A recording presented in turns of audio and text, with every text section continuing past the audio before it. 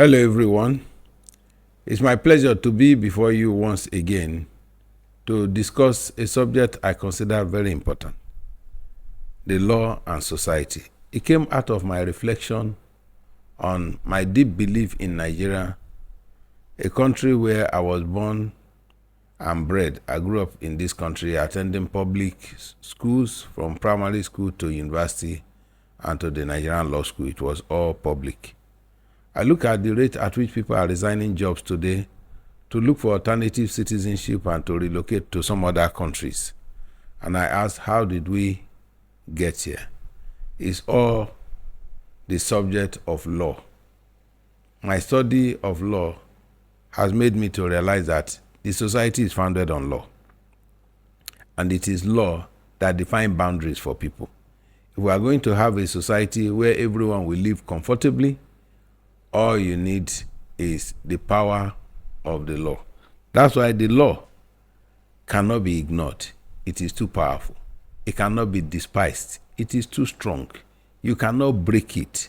It's so mighty that it's the glue that holds society together. If we are going to be comfortable in society, it is to the extent that we obey and honor the law of the society. Nigeria, where I grew up and got accomplished, I have literally accomplished everything I have dreamt and wished for in a lifetime and more. I know my dream was not so big, but I had a comfortable society to operate and to have my dream fulfilled because laws were obeyed and honored, from the individual laws we project for ourselves to the laws of the families, to the laws of the community, to the laws of the nation. It was the subject of obedience to law that helped us to rise to be who we are. I go to the basics. Look at the beginning of society from the Bible narrative is that God created Adam and Eve and gave them a single law. You eat from every fruit of the trees in the garden except the fruit of one particular tree. And that tree was in the midst of the garden. They thought they wanted to break the law. Did they break the law? Some of you will say, yes, they break the law. But in my own view, law is too strong to be broken. If you attempt to break the law, you break yourself. Their life was broken. Death was introduced. Their health was broken. Sickness came in. Their sufficiency was broken. Their economy was broken. They had to toil, and the ground will bring thorns and thistle before they could eat. That is not the type of life that they wish for. But an attempt to break the law, break everything around them. Talk of natural law as we know it today. The law of gravity, for example.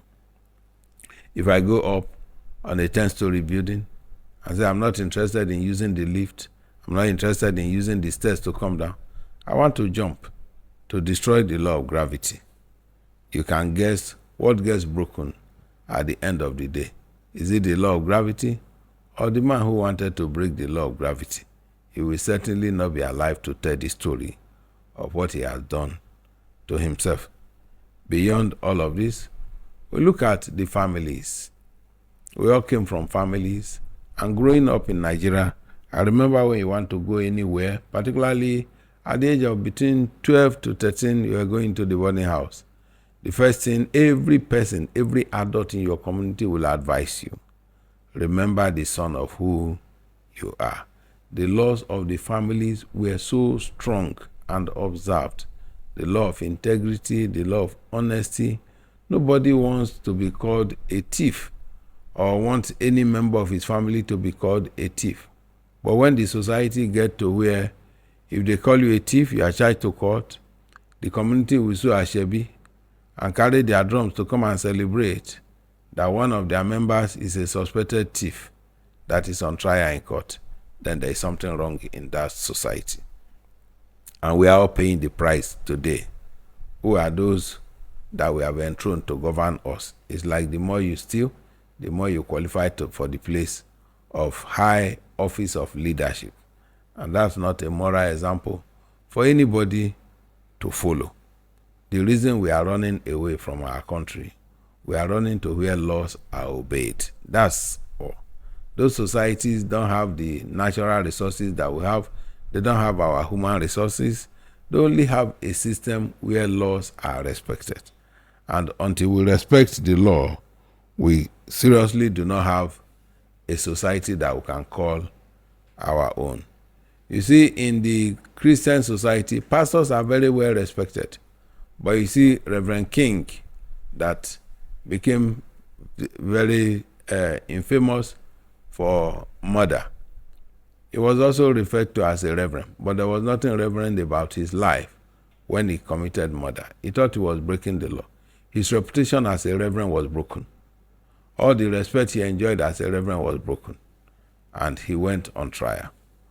The First Bank staff in Abuja that organized the robbery of First Bank, he was an honorable member of a bank. You earn respect from the society when you say you are a member of a staff of a bank as strong as First Bank. But the day he chose to join armed robbers to rob the bank, he did not break the law against armed robbery. His life was broken. His association was broken. I'm sure his family members, if he shared the same surname with him now and they say, are you related to so and so person? You say, no, we are not related. It's from the other side. You don't want to be related to him.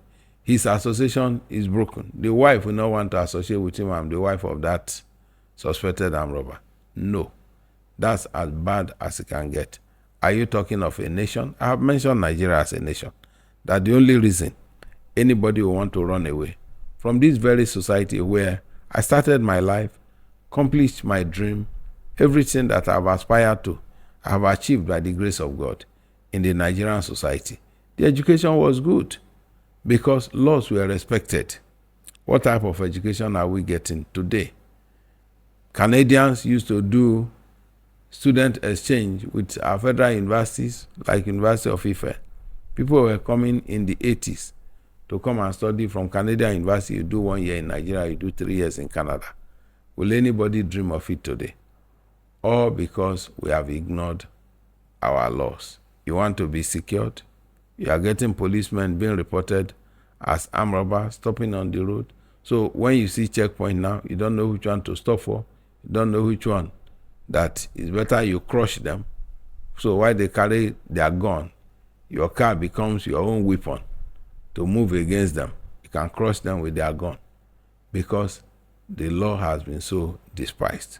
My word for you, if we are going to make any progress as a nation, if we are going to make any progress as individuals, we just need to respect law.